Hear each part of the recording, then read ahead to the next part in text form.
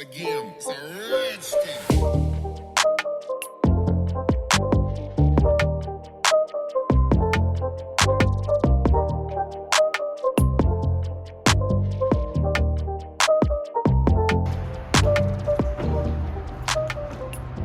Hello everyone, welcome back to Allcarnews, and today we are here with the 2024 Chevy Trax. Now, I have been living with the really popular new Chevy Trax for the past week, and I actually have quite a lot to say about it, and particularly why it's so popular. This thing is one of the most popular new vehicles in the market right now. Really cool, bright kind of powder blue shaded color here. We're in the 2RS trim, so it's coming in around $27,000, essentially fully loaded. You could go step up to the active trim, but that's really only going to change the exterior.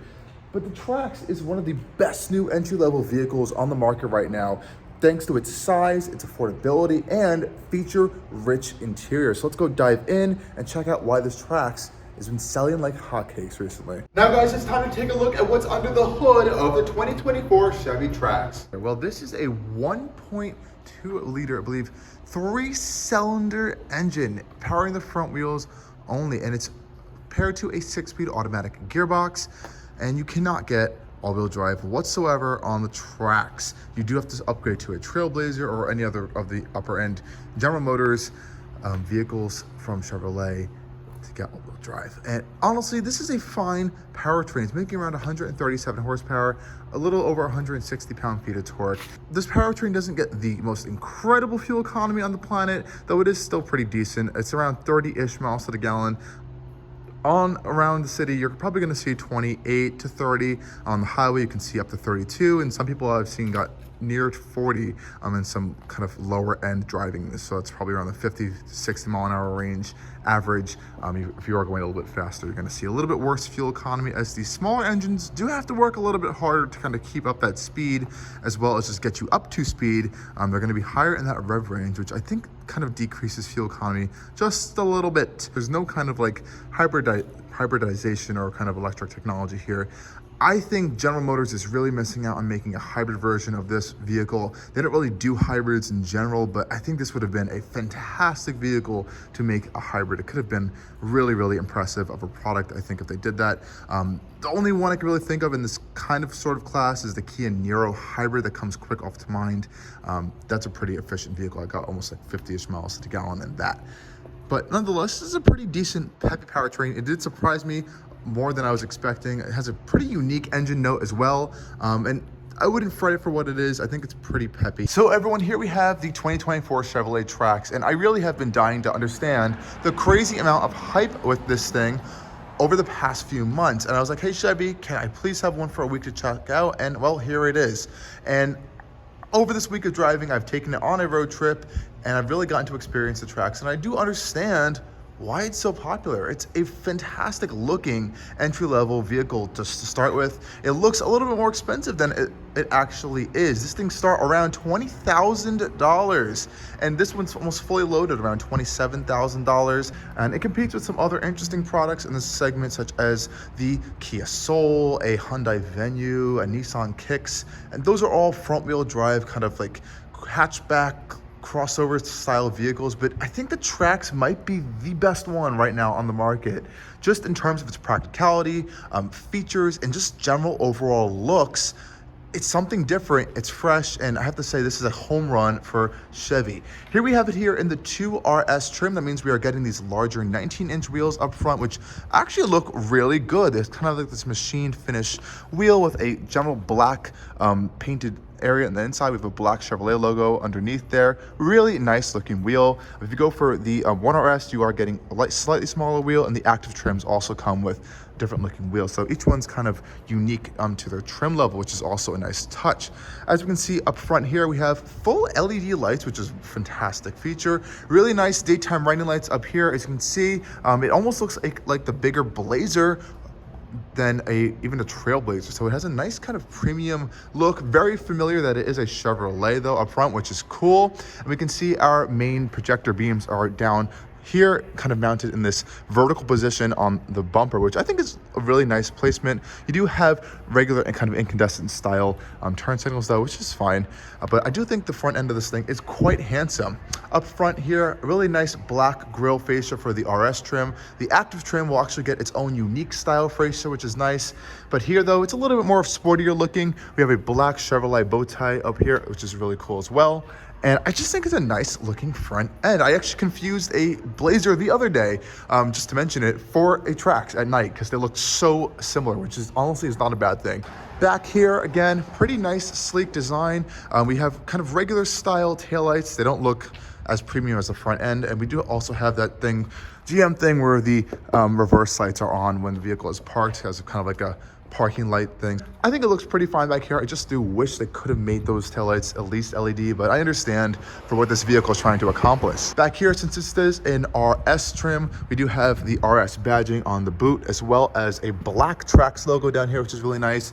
A little bit more of a sportier looking design on the bumpers. So we have some kind of black plastic material, as well as some matte black plastic material, but I'm kind of happy they didn't make the wheel arches too super big in that matte black plastic like a Mazda CX-30. I do like the black painted roof rails over here, which is nice. And this one does have the optional sunroof package up here. It's a tiny little sunroof, but it is a nice little feature to have. And again, even fully loaded, this thing is not super expensive. So for this RS trim, I have to say, it's a pretty nice looking vehicle. And I think that's one of the things that people are really attracted to with this car is that it doesn't look like an economy car. But now let's go take a look at the cargo space inside. Let's start out with the rear trunk. And again, this is one of the really nice places with the Trax because there's a lot of space back here.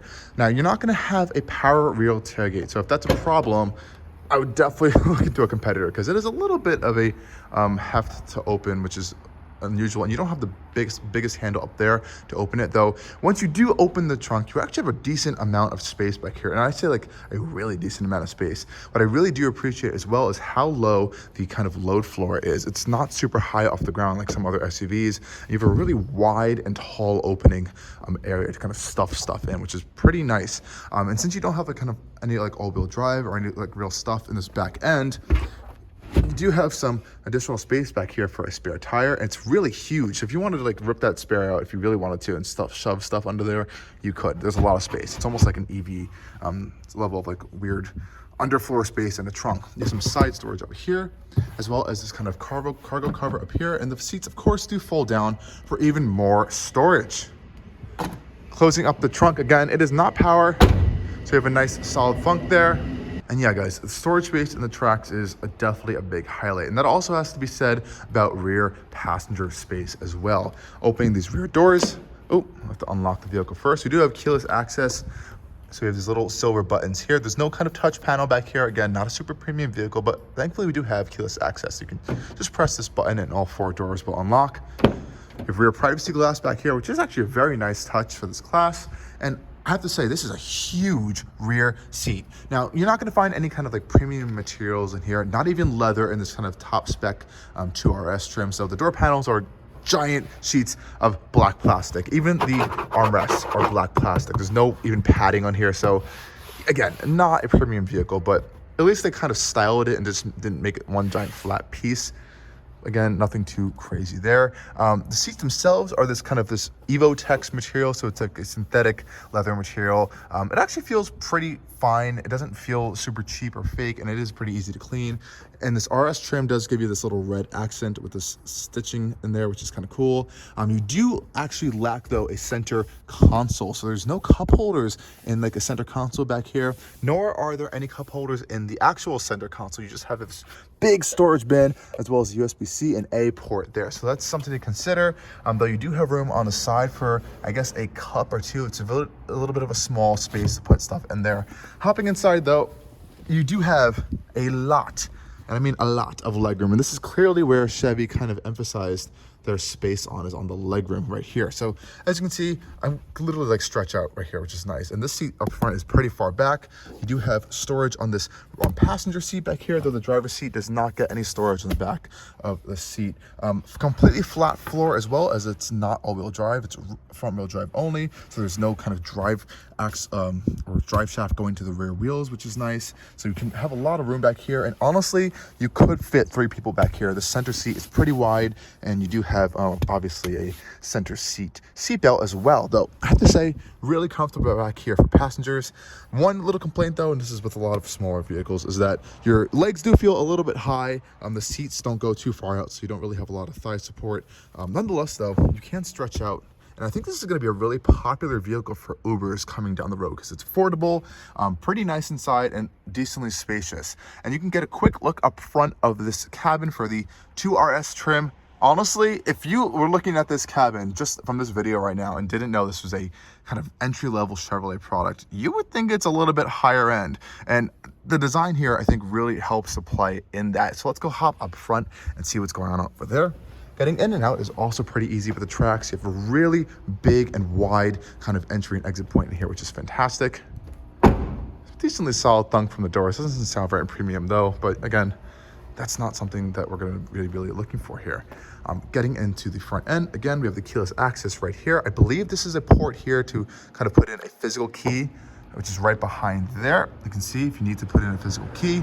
I believe this panel can pop open to do that. Coming inside, again, no kind of crazy materials you're gonna find in here. You do get some more soft padding than the front on this door panel here, but they chose to not put it over here. So you kind of get a little bit more of a rubberized material than the rear, but it's still pretty hard. So your elbows might be in a little bit of pain on some longer road trips. Down here, we do have this kind of painted black plastic material. Again, nothing too fancy though. Seats are that same kind of Evotex material. We do have the RS badge though, embossed into the headrest, which is kind of nice. And again, that nice contrasting red accent. This one doesn't have all-weather floor mats, though you can see it does get a little dirty, so you may want to get them. And there are an option, so don't worry about that. Otherwise, let's hop inside so I can show you this cool cabin. Okay, guys, getting inside here. Again, pretty easy to get in and out of the Trax from all ends, which is really nice. Closing the door up, and here we are inside. And as you can see, it's a little bit dark in here. That may be due to it's nighttime, and also that we don't actually have LED lights in here. We have some older style kind of just regular halogen lights, which is a little bit cheap looking. But again, this is an entry-level economy vehicle. Starting it up, we do have push to start here. Put our foot on the brake. Turn this thing on. And here we can see the interior of the 2RS Trax. And I have to say, this is actually a pretty decent space for an entry-level vehicle. Now, again, the materials in here aren't outstanding. Pretty much everything is plastic or some kind of form of plastic. The dash, you know, all this stuff. But I'm happy that they introduced some style into here. You have this kind of red accented flare on the air vents with this really cool circular design with this horizontal bar that goes all the way across to the passenger side. You have a little RS badge right here. And it looks cool. It's some kind of shapes and stuff going on here. And honestly, it feels a little bit more premium than even some of the Korean offerings from Hyundai and Kia, which is something to point out there because I've been in those recently and those actually felt a little bit cheaper with materials. And I have to say the build quality in here, or like how things are put together, is pretty good. Like this center console, there's no creaks. It doesn't even move at all. Like I've been in some more expensive vehicles where I could literally shift this whole center console back and forth and it doesn't feel like it's screwed together well. This actually does, which is weird. Though, drawback of that, the materials, like I said, aren't super higher end. And one complaint is actually this side piece right here. So it's hard plastic here. So if you're resting your knee or leg, you're going to be resting on hard plastic, and that could be a little bit annoying on some longer drives. Ergonomics wise, that's really my only complaint in here, other than the lack of thigh support, which was an issue in the rear seats. I also have that here. But the steering wheel itself is actually really nice. You actually have a flat bottom design for the steering wheel with this little plastic piece down here for the flat bottom area, which actually feels quite nice. The rest of it is wrapped in kind of like that Evotex material with red stitching on there. We have illuminated buttons on the steering wheel, which is nice, and a black Chevrolet bow tie for the logo on this RS trim, which is really nice. I quite like the steering wheel. You have volume controls on the back over here in place of paddle shifters, as well as tune and track controls on the left hand side. This part of the steering wheel we're going to see are safety system. So this one actually does have adaptive cruise with you can change your gap adjustment. It also has lane kind of keep assist, so it'll bump you into lanes, but it doesn't like actually steer you into lanes, which, you know, it should be expected at this price point, at least to have that. And you can turn that on and off right there. Auto stop start is a button right there to turn that on and off, and automatic headlights as well, which is really nice of a feature. You have your controls here for that. No automatic or rain sensing wipers, but honestly, that's fine for this price point. No heads-up display, but you do get a little warning indicator here if you get too close to a vehicle. So pretty well equipped, I would say, in some safety technology and features. You have nice clear HD backup camera in this one as well. You can see there we also have trajectory on there, so it will kind of turn with the steering wheel. No parking sensors though, so that's something to keep in mind. And I believe that HD camera is an option. What also is an option are these displays.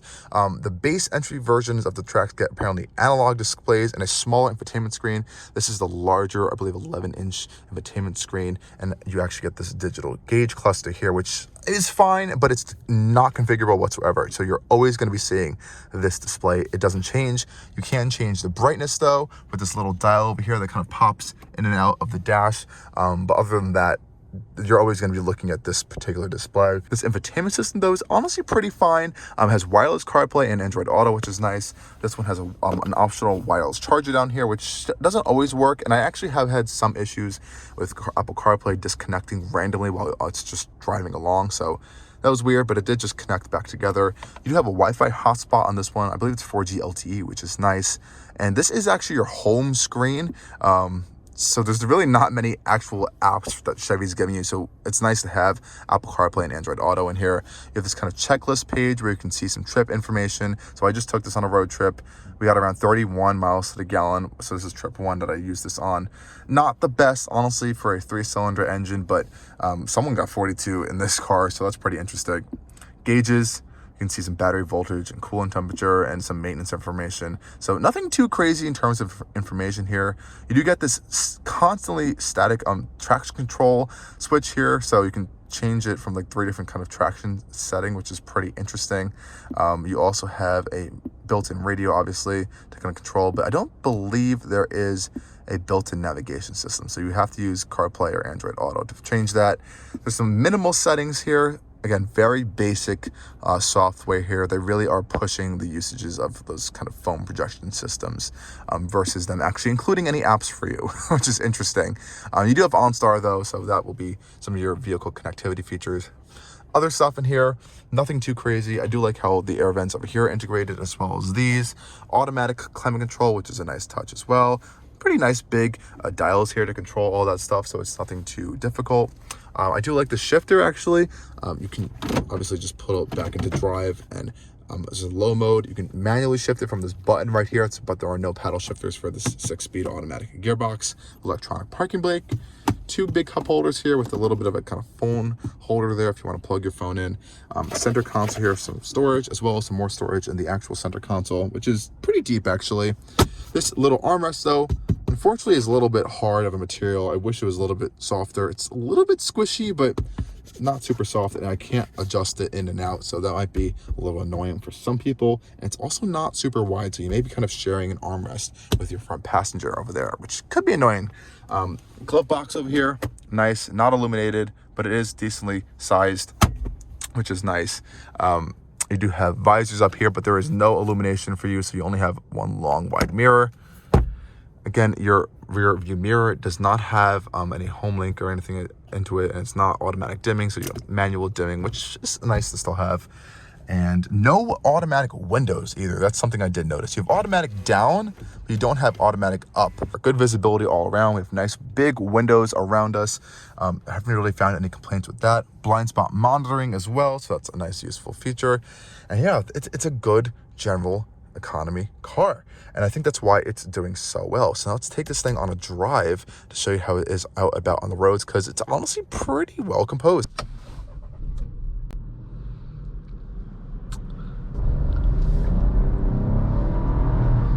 And this engine has a really unique little grunt and sound to it, and thankfully it's not actually super loud or droney at any really speed, which is fantastic. So even if you're at highway speeds, you're really not going to be kind of like annoyed by hearing that loud engine drone, which is something typical you'll find with more naturally aspirated, smaller displacement engines. But since this is turbocharged, you kind of get up to speed and it kind of just sits around 2,000 to 3,000 RPM when you're cruising on a highway.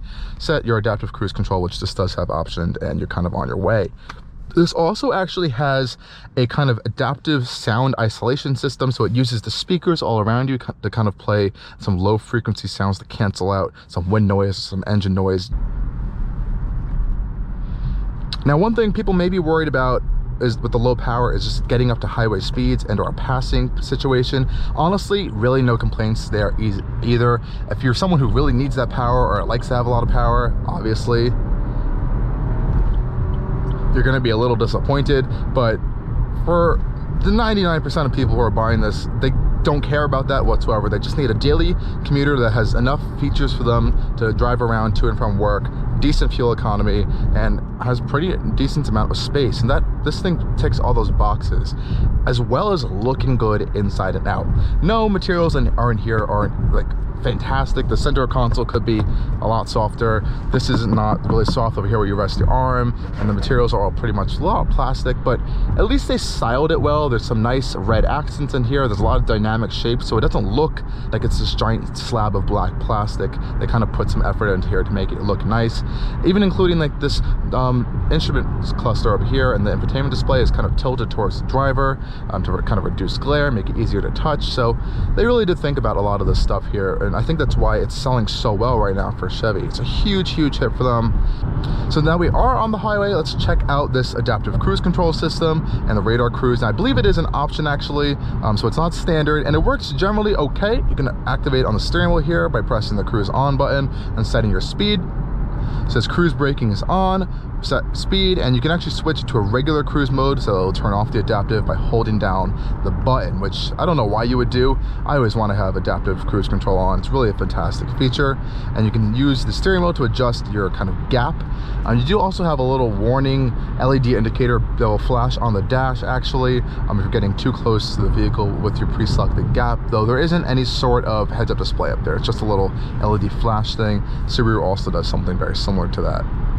And like I said before, this is one of those lane keep assist systems where if you kind of go a little bit towards out of the lane, it'll kind of push you back in and beep at you, but it's not going to keep you centered all the time. So you always have to have your hands on the wheel, as you always should. But just keep in mind though, it's not one of those more advanced systems like Subaru's EyeSight or the Hyundai highway driver assist systems where you could technically take your hands off the wheel and it'll be steering itself the whole time, but obviously you're not supposed to be doing that. It's illegal. Speaking of this transmission, it might be one of my least favorite parts of this powertrain actually. The engine's actually quite okay. 99% of the time I haven't really had any issues with that. Stop start's been fine. But this transmission sometimes has been a little bit all over the place in terms of when you want to get on the power and then want to get into a lower gear. It takes some time for itself to figure out where you want to be. So that's something that you may want to consider. Take one out on a test drive and see if you like that or not. I've also had some weird issues in here with terms of the technology. So Apple CarPlay is inadvertently just shut off and the whole thing disconnected and it automatically reconnects. So I think that's just a software glitch. And I've also had some cases where I'm accelerating and the tachometer, right, since it's digital, kind of almost freezes at a certain RPM. I wish I could replicate it right now, but I've had that happen a few times. It's just a little bit laggy, if you can see right there, when I'm accelerating. So sometimes I saw it like get stuck around like 4,000, and I know I'm not stuck there, I'm moving, so something to consider as well. But generally, as a commuter vehicle, and for what it is, it's generally really nice. Again, if you need all-wheel drive, you're going to want to look somewhere else as you can't get it here. But this smaller segment is really getting more competitive, and I think this new Trax is so competitive with all the features and the styling it offers, just versus some of the vehicles that were offered in the past, especially the old Chevrolet Trax, which, let's admit it here, was a little abysmal looking both inside and out, regardless of how cheap it was.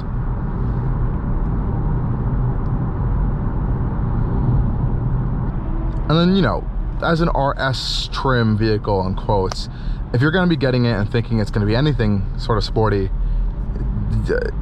you need to do a little bit more research and stuff. It's one of those appearance package purely, and that also goes for the active trim version as well. These are both appearance packages. That one looks a little bit, you know, more rugged, and this looks a little bit more sporty inside and out. But let's stop to the looks there, and that's not a bad thing. I actually quite like this as an appearance package trim. It really does enhance, I think, the feel and looks of the Trax. Going around this corner here, pretty well controlled with the body roll. It's a little bit, but it feels very confident actually. And it's interesting, as since there are such a limited amount of features on this infotainment system, we have a dedicated traction control switch, and it's always here. Right there, you can always tap it, and you have like 3 different settings for traction and stability control. So it could be fully on, both off, or just traction control off, which is really interesting. I haven't really seen that on any vehicles, but like I said, since it's such a basic infotainment system, that's what they're prioritizing here.